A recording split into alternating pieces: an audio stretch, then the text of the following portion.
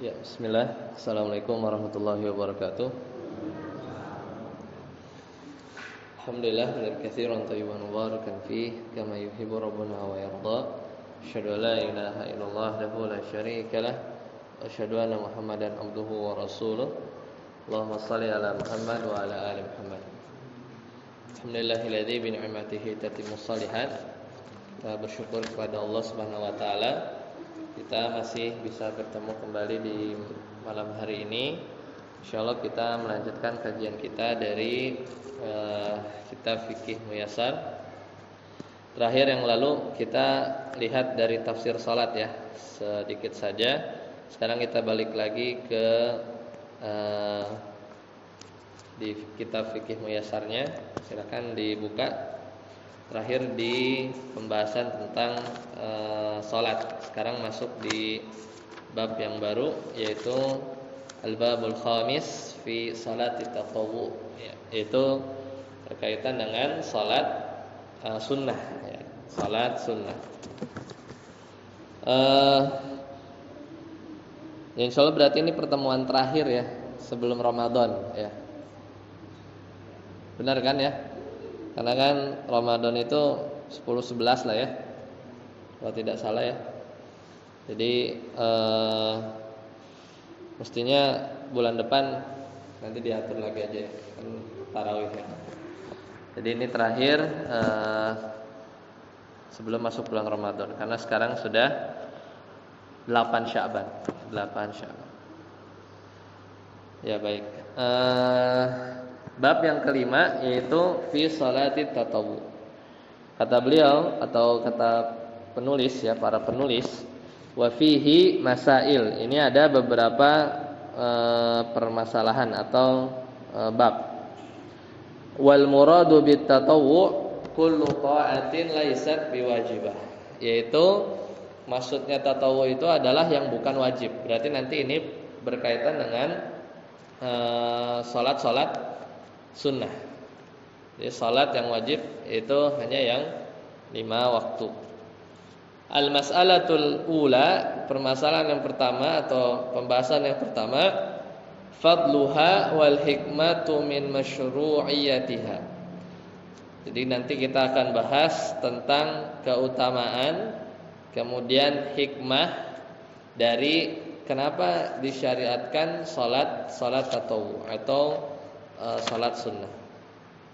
Al-awwal, yang pertama, fadluha. Apa keutamaan dari salat sunnah atau tatawwu? Kata penulis, at-tatawwu bis salati min afdalil qurbati ba'da jihad fi sabilillah. Jadi salat-salat sunnah atau salat-salat tatawwu itu lebih afdal, lebih utama dari sisi kita mendekatkan diri kepada Allah Subhanahu wa taala setelah jihad, ba'da jihad fi sabilillah. Jadi kalau jihad di jalan Allah itu memiliki keutamaan yang besar. Wa talabil ilm, dan juga menuntut ilmu. Nah, jadi levelnya ada di bawah dua amalan yang mulia tersebut. Li mudawamatin Nabi sallallahu alaihi wasallam. Kenapa? Karena Nabi sallallahu alaihi wasallam itu senantiasa melakukan salat sunnah. Ala at-taqrib ya, ala taqarrubi ila rabbih binawafilis salawat. Jadi Nabi sallallahu alaihi wasallam itu sering bertaqarrub, mendekatkan diri kepada Allah Subhanahu wa taala dengan salat-salat yang sunnah ini. Jadi ini menduduki keutamaan yang cukup tinggi. Kenapa? Karena Nabi sallallahu alaihi wasallam senantiasa mendekatkan diri kepada Allah Subhanahu wa taala dengan salat-salat sunnah. Wali hadithi Abi Hurairah, dari hadis Abu Hurairah radhiyallahu anhu bahwasanya beliau berkata, qala Rasulullah sallallahu alaihi wasallam, Rasulullah sallallahu alaihi wasallam bersabda, kata beliau, Innallaha ta'ala qala. Berarti ini hadis qudsi. Ya, hadis qudsi. Karena diriwayatkan dari Nabi bahwasanya Allah Subhanahu wa taala berfirman. Kata beliau dalam hadis qudsi tersebut, "Man adali waliyan faqad adantuhu bil harf." Ya, kata Allah taala berfirman dalam hadis qudsi ini, barang siapa yang memusuhi aku, ya, memusuhi waliku, faqad adzantuhu bil harb, maka Allah Subhanahu wa taala mengumumkan kepada orang tersebut yang tadi dia memusuhi waliku, maksudnya wali dari Allah Subhanahu wa taala, maka kata Allah, aku mengumumkan peperangan terhadapnya. Maksudnya Allah benci terhadap dia. Wa ma taqarraba ilayya 'abdi bi syai'in ahabbu ilayya mimma iftaradhu, ya. Dan tidaklah seorang hamba mendekatkan diri kepada aku dengan sesuatu, ya, yang lebih aku cintai, kata Allah Subhanahu wa taala, mimma aftaradtuhu alaih, itu lebih aku cintai daripada yang aku wajibkan atasnya. Kemudian wa ma yazalu abdi yataqarrabu ila bin nawafili hatta uhibba. Dan maka kata Allah Subhanahu wa taala, dan hambaku senantiasa mendekatkan diri kepada aku dengan sesuatu yang sunnah-sunnah atau nawafil tadi, hatta uhibbah, sampai aku mencintainya. Jadi ini potongan hadis yang panjang yang diriwayatkan dari Abu Hurairah, menunjukkan bahwasannya sesuatu yang afdol dilakukan oleh seseorang untuk mendekatkan diri kepada Allah Subhanahu wa taala adalah dengan mengerjakan salat-salat sunnah. Dalam konteks pembahasan yang akan kita bahas, itu diantara keutamaannya. Kemudian as-sani, yang kedua, al-hikmatu min masyru'iyatiha. Kenapa kok disyariatkan salat sunnah padahal sudah ada salat wajib? Maka kata penulis, waqad syara Allahu subhanahu tatawwa rahmatan bi ibadihi. Kata para ulama bahwasanya Allah Subhanahu wa taala mensyariatkan tatawwu, adanya salat sunnah, itu sejatinya rahmatan bi ibadihi, sebagai rahmat bagi hamba-hamba Allah Subhanahu wa taala. Faja'ala likulli fardin tatawwu'an min jinsihi. Maka Allah menjadikan, ya, pada setiap salat yang wajib, ya, salat yang wajib atau salat yang ibadahnya itu wajib, itu maka Allah jadikan ada jenis yang sunnah-sunnah. Kita tahu bahwasanya kalau kadang kita salat wajib banyak yang kurang sempurna, ya. Yang sebagaimana kita bahas di bulan lalu, kita lebih sering tidak khusyuknya, ya kan? Tidak khusyuknya. Sedangkan ruh dari salat itu khusyuk. Apa main khusyuk itu? Kita memikirkan apa, ya, yang kita baca dan gerakan-gerakan yang kita lakukan. Makanya kata Nabi SAW, salat itu sibuk, ya, salat itu sibuk. Apa kesibukannya? Kita memikirkan gerakan-gerakan yang kita lakukan dan juga memikirkan apa yang sedang kita baca. Makanya kebanyakan orang yang tidak khusyuk itu pasti dia tidak memikirkan atau menyibukkan pikirannya dengan dua hal tadi. Ya, dia kadang keingetan, ya, hal-hal yang setan membuat kita ingat, tapi ketika kita salam kita lupa lagi, ya. Semua ingat, kunci ada di mana, ya, kompor belum dimatiin, apa rencana-rencana keluar, ya, ide-ide keluar itu ketika salat, tapi sejatinya itu malah mengurangi kekhusyuan kita. Nah, kata penulis di sini, karena bagi setiap amalan yang fardu tatawuan min jinsihi, mesti ada satu ibadah yang sifatnya itu sunnah, yang jenisnya sama. Kayak misalnya puasa ada yang wajib, berarti ada juga puasa yang sunnah. Salat ada yang wajib, ada juga salat yang sunnah. Zakat ada yang wajib, juga ada zakat yang sunnah. Jadi memang di antara hikmah pensyariatan ada model kita lihat seperti itu ya dalam agama kita. Fungsinya apa? Kata penulis, liyazdadul mu'minin imanan wa raf'atan fid darajati bi fi'li hadat tatawwu. Itu fungsinya. Makanya tadi di awal salat sunnah atau tatawwu itu adalah rahmat buat hambanya. Dari sisi apa? Karena dengan semua orang bisa melakukan atau semua orang bisa mendapatkan kedudukan yang sama ketika orang tersebut menjalankan yang wajib-wajib. Tapi nanti kenyataannya di akhirat, baik itu neraka atau surga, itu berjenjang-jenjang, punya tingkatan-tingkatan. Dan setiap orang itu nanti akan ditempatkan sesuai dengan kadar dari keimanannya, ya. Dan makin orang sering dia melakukan hal-hal yang menyempurnakan atau menambah dengan hal-hal yang sunnah, maka keimanan seorang muslim itu akan naik, ya. Dan juga kata beliau wa raf'atan fid darajat, dan meninggikan nanti derajatnya bi fi'li hadzat tatawwu, baik di dunia dan di akhirat.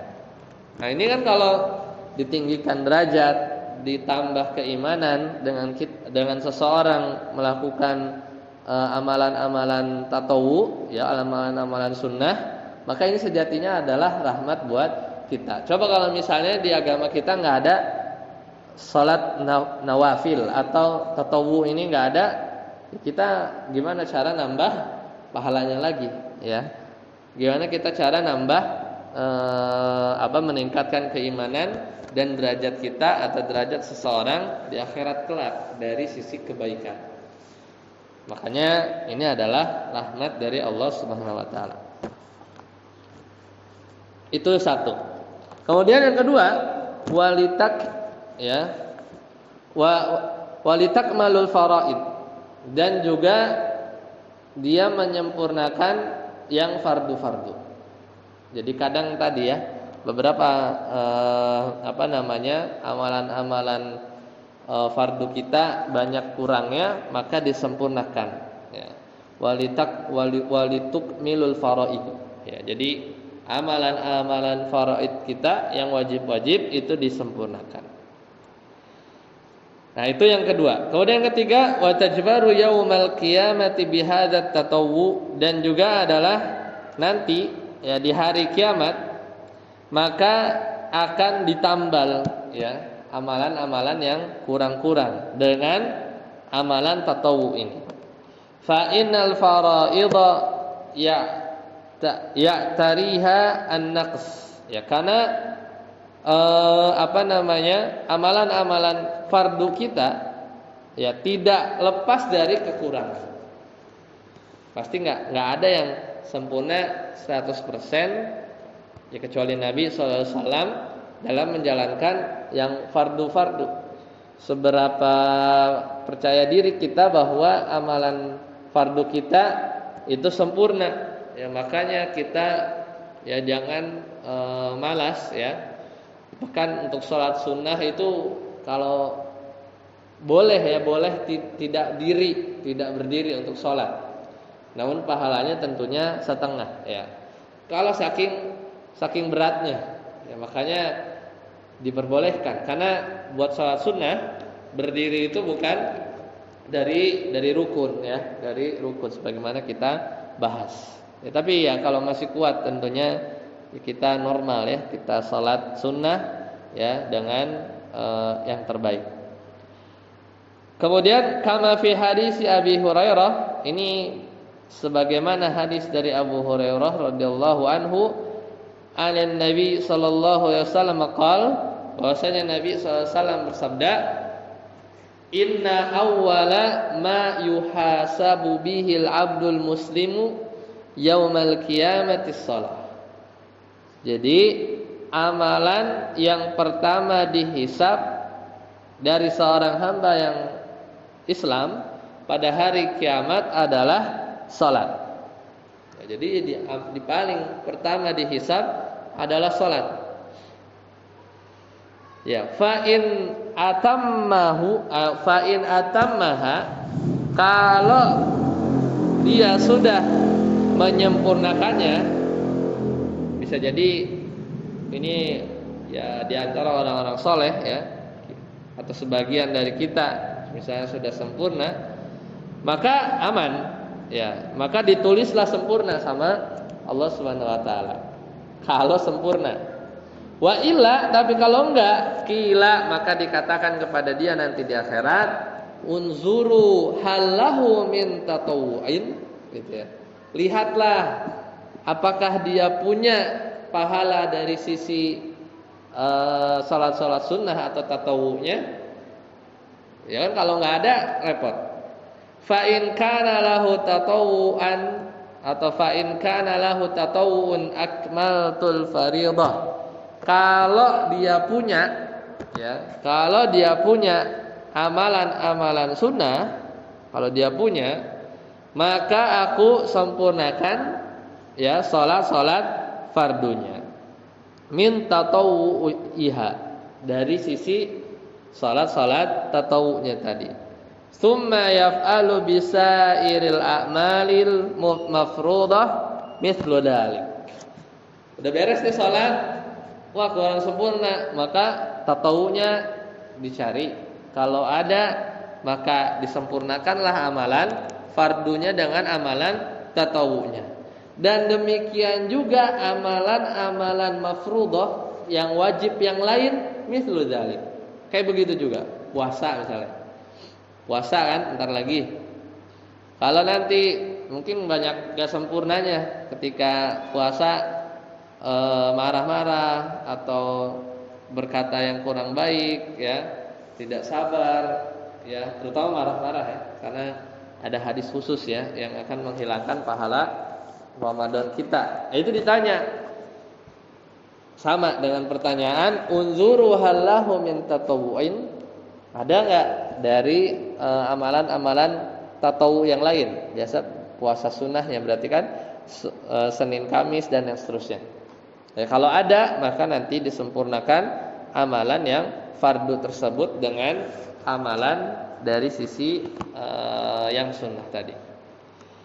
Ya, sekiranya cukup itu hikmah yang sangat agung dari syariat kita. Kayaknya nggak ada tuh. Jadi di syariat yang lain yang modelnya seperti itu ya.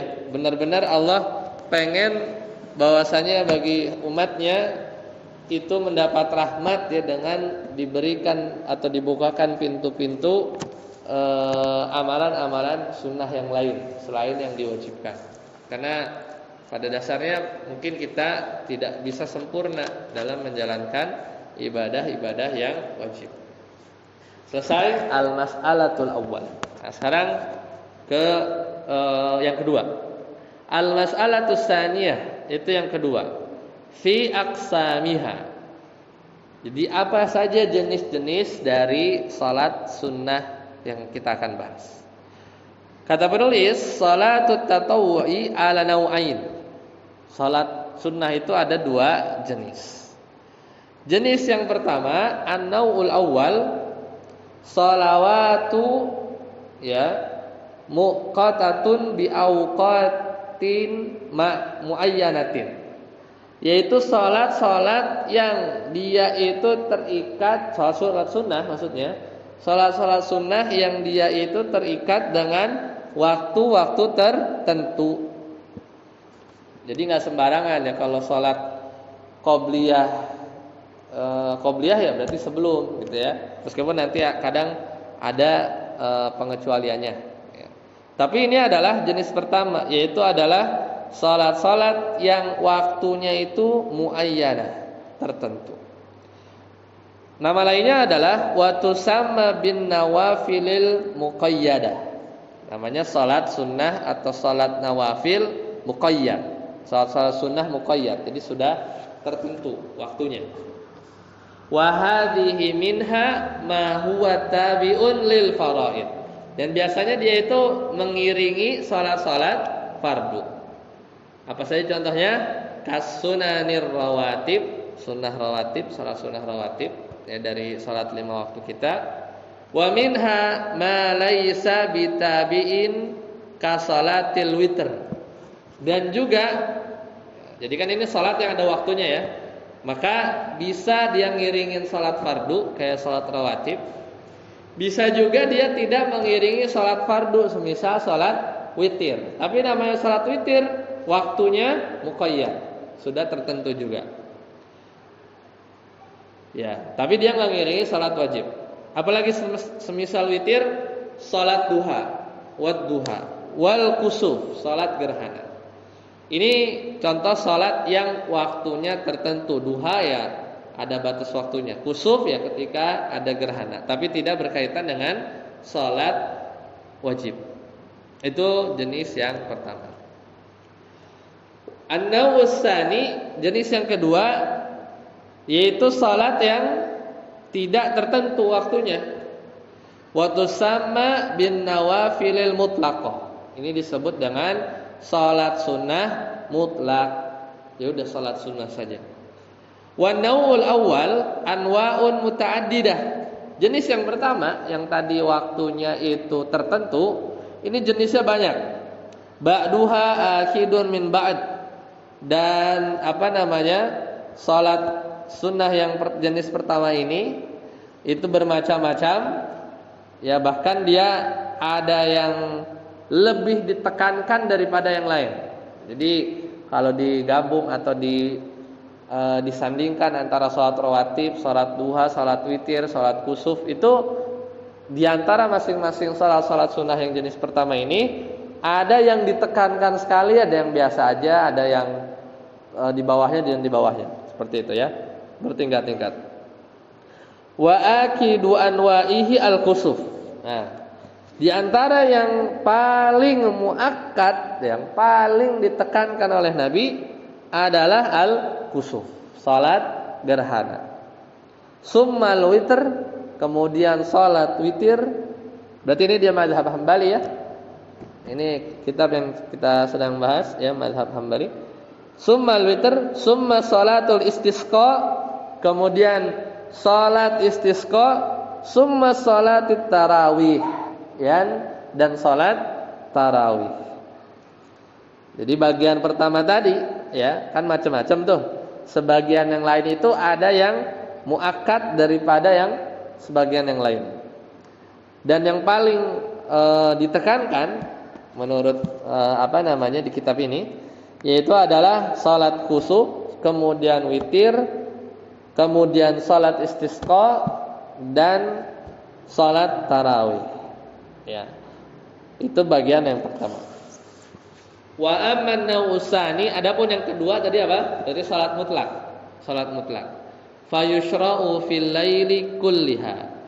Salat mutlak itu ada yang disyariatkan di malam hari, ya, di seluruh malam, wa fin nahar, ya, dan juga pokoknya disyariatkan di malam hari bisa, wa fin nahar di siang hari bisa, ma'ada auqatan nahi, kecuali di waktu-waktu terlarang. Karena salat mutlak itu bebas, mau di malam hari, siang hari, sepanjang malam, sepanjang siang, ma'ada auqatan nahi, kecuali di waktu yang terlarang.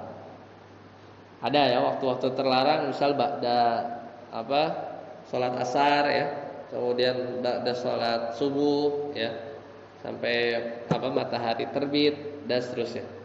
Itu diantara waktu-waktu terlarang. Maka selain itu boleh. Wa salatul laili afdalu min salatin nahar. Dan ternyata salat mutlak yang jenis kedua tadi di malam hari itu lebih afdal daripada salat di siang hari. Karena di malam hari itu lebih bisa bertakarub kepada Allah Subhanahu wa taala, ya lebih bisa bermunajat. Sedangkan di siang hari ya banyak orang yang bekerja gitu ya, bekerja. Itu diantara dua jenis dari salat sunnah. Selesai. Sekarang kita masuk ke diskusi yang ketiga. Al-mas'alatus salisah, yaitu bagian yang ketiga, ma tasannu ya lahul jama'atu min salatit tatawwu.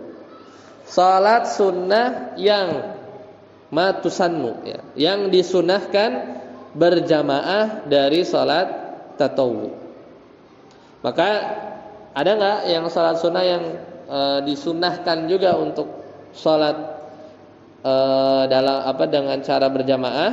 Kata penulis, tusannu salatu jama'ati lit tarawih wal istisqa wal kusuf. Jadi salat sunnah yang disunahkan untuk berjamaah secara berjamaah adalah salat tarawih, istisqa dan salat kusuf. Ya. Selainnya maka munfarid. Selesai. Sekarang diskusi yang keempat, al-mas'alatur rabi'ah fi adadir rawatib.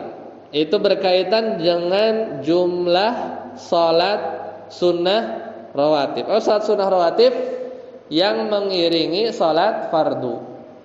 Ya, maka di sini kita lihat ya, ada berapa jumlahnya. Sebenarnya ada perbedaan. Nah sekarang rawatib itu apa? Kata penulis, war rawatibu jam'u ratibah. Jadi rawatib itu aslinya jamak, isim jamak dari mufradnya itu ratibah. Artinya apa? Berlangsung selama terus menerus. Ya, arti wahia ad-daimatul mustamirrah, yaitu berlangsung terus menerus secara arti dari ratibah. Wahia at-tabi'atu lil faraid, ya selama ada salat fardu, maka selama itu pula ada salat rawatib yang mengiringi salat fardu tadi. Wa faidatu hadhihi rawatib annaha tajbarul al-khilal wan naqs alladhi yaqa'u fil faraid kama madal bayanuhu. Jadi tadi di antara faidah kenapa ada rawatib adalah untuk menambal kekurangan ya atau ketidaksempurnaan yang terjadi pada salat fardu kita sebagaimana penjelasannya tadi udah kita sebutkan. Nah, balik kita bahas jumlahnya. Wa adadur rawatibi asyru raka'atin. Jadi jumlah salat rawatib itu ada 10. Ya, ada 10. Wa hiyal madhkuratu fi hadis Ibnu Umar. Ini dalilnya dari hadis Ibnu Umar radhiyallahu anhuma. Kata Ibnu Umar, beliau berkata, hafidtu an Rasulillah sallallahu alaihi wasallam, aku menghafal dari Rasulullah sallallahu alaihi wasallam rakaataini qabla zuhri, 2 rakaat sebelum zuhur. Wa rakaataini ba'da zuhri, 2 rakaat setelah zuhur. Jadi hitungnya dari zuhur. Berarti sebelum sama sesudah udah 4. Wa rakaataini ba'dal maghrib, 6 ya.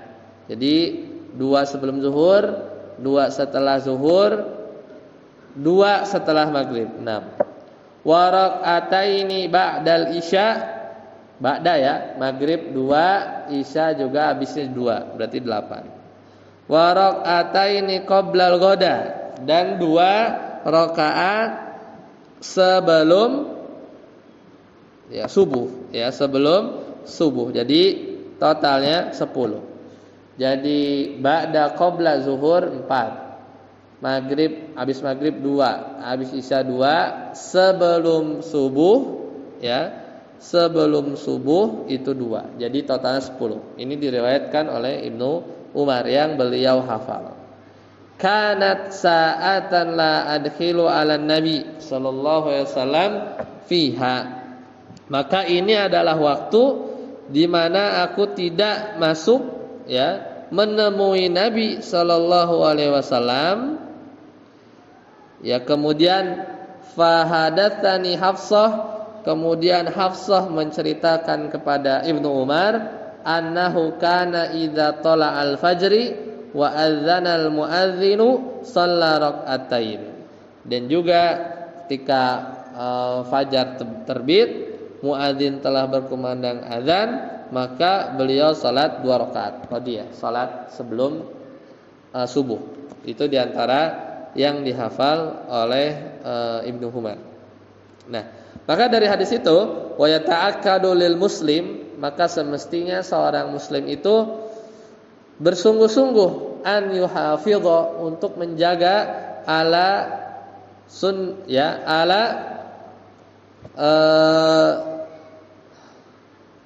sintai asyrati rakaatan. Ya, jadi untuk menjaga 12 ya rakaat berdasarkan sabda Nabi tersebut. Jadi tadi kan ada 2 ya, 2 sebelum zuhur, 2 sesudah zuhur, 4, 2 rakaat sudah maghrib, 2 rakaat setelah isya, ya, kemudian 2 rakaat sebelum subuh. Ini yang ketika Ibnu Umar masuk, ya, pasti Rasulullah itu sedang sholat dengan jumlah tadi. Kemudian Hafsah menceritakan kepada Ibnu Umar bahwasanya kalau fajar terbit, muadzin sudah berkumandang, maka beliau salat 2 rakaat. Ya, maka tadi 10 ya, 10. Nanti yang 12 itu dengan hadis yang lain, ya, dengan hadis yang lain.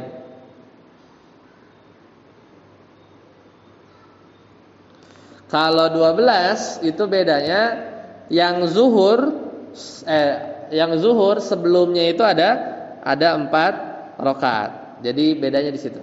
Jadi yang 12 itu tambahannya adalah sebelum zuhur, yang tadinya di hadis Ibnu Umar cuma 2 kan. Jadi sebelum zuhur itu 4 rakaat. Ya.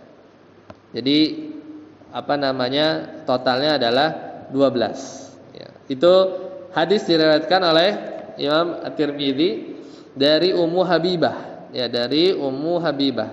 Kata beliau, arba'an qabla zuhri, ya, wa rak'ataini ba'daha. Berarti udah 6 tuh. 4 sebelum zuhur, 2 setelah zuhur. Wa rak'ataini ba'dal maghrib sama 8, 2 rakaat setelah maghrib. Wa rak'ataini ba'dal isya 10. Wa rak'ataini qabla salatil fajri, 2 sebelum subuh. Jadi bedanya 10 sama 12 itu di zuhur qobliyahnya. Yaitu qobliyahnya ada 4, ada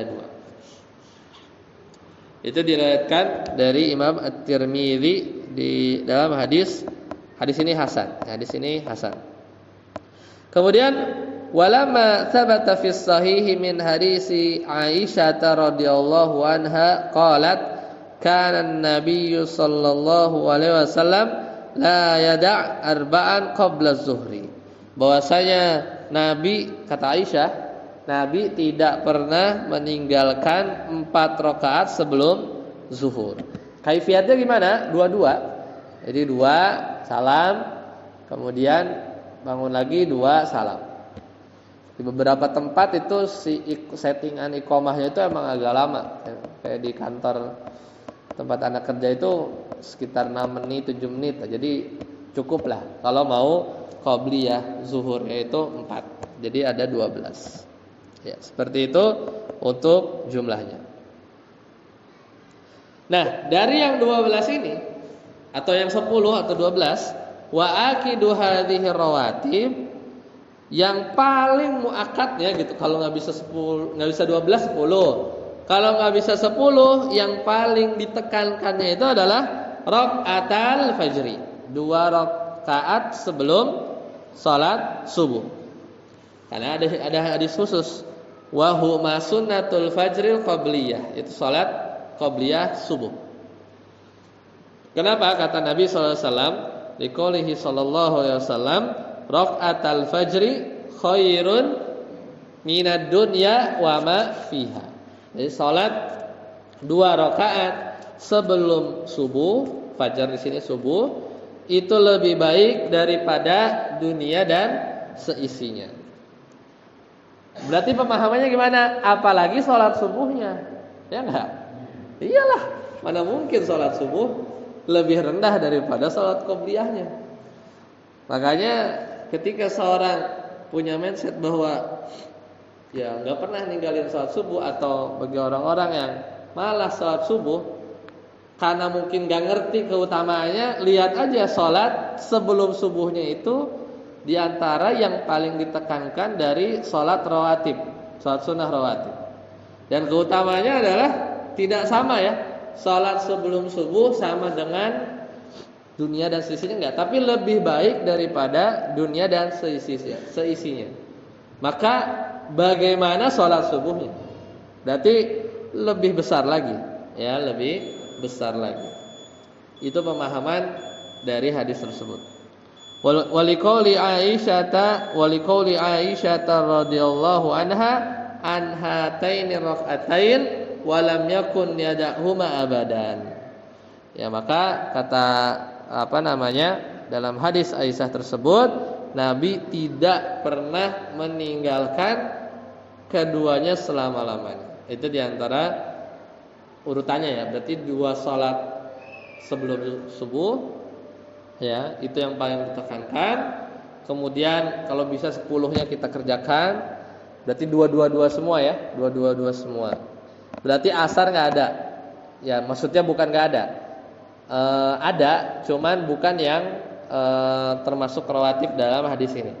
Kemudian sebelum, dalam hadis yang hasan juga, sebelum maghrib juga ada. Ya, sebelum isya juga ada, tapi tidak termasuk dari 10 atau 12 yang ditekankan. Itu pembahasan yang keempat. Baik, sampai sini dulu. Ada pertanyaan? Dipersilakan. Ya, silakan Pak. Itu masalah yang lain kan, wajib lain kan ada sebelumnya 2 sampai asar juga ada 2. Langsung setelahnya kan asar sama subuh nggak ada. Ya. Itu apa ceritanya apa? Karena termasuk waktu yang dilarang, ya, waktu yang dilarang. Seperti itu. Soalnya saya mungkin orang-orang yang itu sholat itu saya langsung sampai tahu sholat asar dan itu ibadah namanya. Iya. Karena mendekati matahari terbit dan tenggelam. Itu yang dilarang. Ilatnya itu diantaranya adalah agar kita tidak sujud ya bertepatan dengan orang-orang yang menyembah matahari, ya, itu juga mereka bersujud. Ya, di antara ilatnya seperti itu. Tapi kalau emang belum sholat asar ya mepet maghrib ya sholat tetap gitu ya. Misalnya ketiduran baru bangun 5:30, ya sholat tetap sholat asar gitu ya. Sholat asar, begitu juga sholat subuh ya, sholat subuh kalau misalnya kesiangan. Atau termasuk yang dikhususkan dengan hadis yang lain, yaitu ketika kita terbiasa sholat sunnah sebelum subuh, tapi dalam satu kesempatan kesiangan atau keburu jamaahnya mulai, jadi nggak kesempatan, maka dibolehkan mengqadha, bahasanya mengqadha sholat sunnah sebelum subuh tadi, meskipun dilakukan setelah sholat subuh. Meskipun mau dilakukan setelah sholat subuh dengan mengqadha tadi, lebih baiknya setelah matahari terbit. Ya, jadi bisa dibarengkan dengan sholat duha di awal waktunya, ya, untuk tadi menghindari khilaf tadi.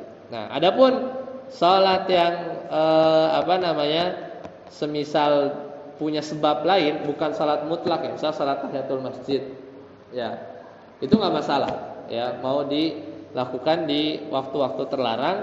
Kenapa? Karena dia punya ilat tersendiri, misal sholat sunnah tahiyatul masjid atau salat habis wudu ya, misalnya mau melakukan, dia tidak melihat waktu, tapi melihat sebab kenapa salat itu ada, yaitu karena masuk masjid atau hal yang lain. Seperti itu. Silakan jika ada lagi.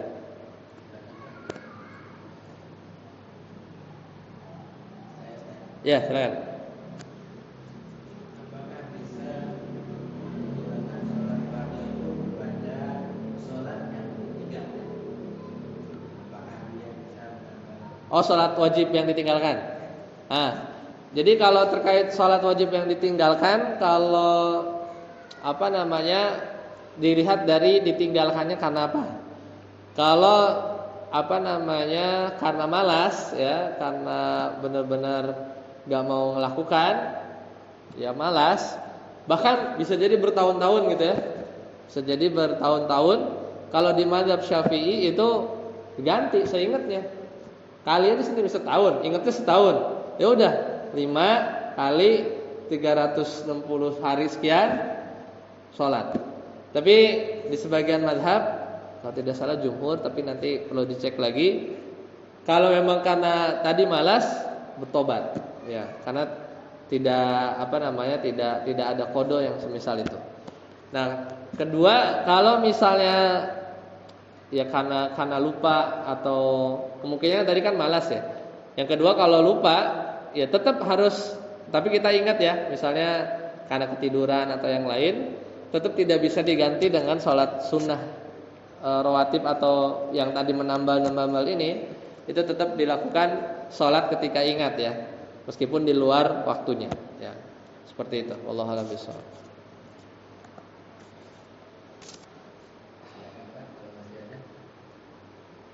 Kalau misalnya nanggung, misalnya dalam perjalanan atau apa, nah itu paling di foto apa di ini ya.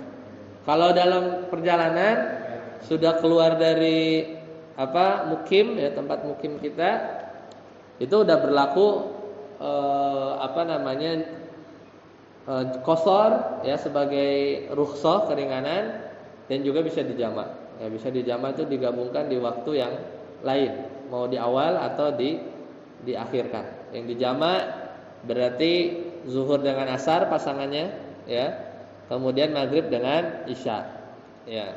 Jamak itu semata-mata menggabungkan saja, mau di asarnya di zuhur ya 4-4, atau maghrib di isya atau isya di maghrib 3-4 ya, 3-4. Tapi ketika plus rukhsah ya, maka yang tadinya 4-4 itu dipotong setengah, jadi 2-2. Jadi jamak qashar.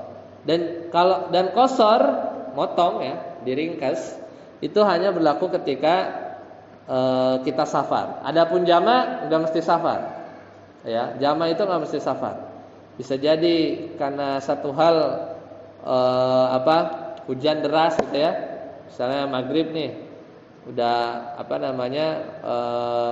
dalam ada hajat aja, ada keperluan, misalnya dia sakit ya, yang nggak bisa berulang kali wudu ya, tapi dia akhirnya tarik isyanya ke maghrib gitu ya. Setelah itu dia bisa istirahat misalnya ya. Dalam konteks misalnya dia nggak bisa kena air ya karena sakitnya gitu ya, atau hal-hal yang lain jika ada hajat ya. Tapi meskipun biasanya ya hujan, sahabat Nabi SAW itu dulu menjamak ya, isya ke maghrib, karena kondisi luar yang banjir atau becek atau semisalnya, itu dilakukan oleh para sahabat. Kalau jamak, tapi tidak diqashar ya, tidak diqashar. Qashar hanya ketika rukhsah yang diambil ketika kita safar, seperti itu. Baik, sampai sini dulu. Insyaallah semoga bermanfaat dan semoga Allah tambahkan ilmu kepada kita, dan Allah pertemukan kita kembali di bulan Ramadan, dan mudah-mudahan kita bisa memanfaatkan bulan tersebut ya untuk meraih pahala yang banyak ya di bulan yang penuh berkah tersebut. Sampai di sini, subhanakallahumma bihamdika asyhadu an la ilaha illa anta astaghfiruka wa atubu ilaik. Assalamualaikum warahmatullahi wabarakatuh.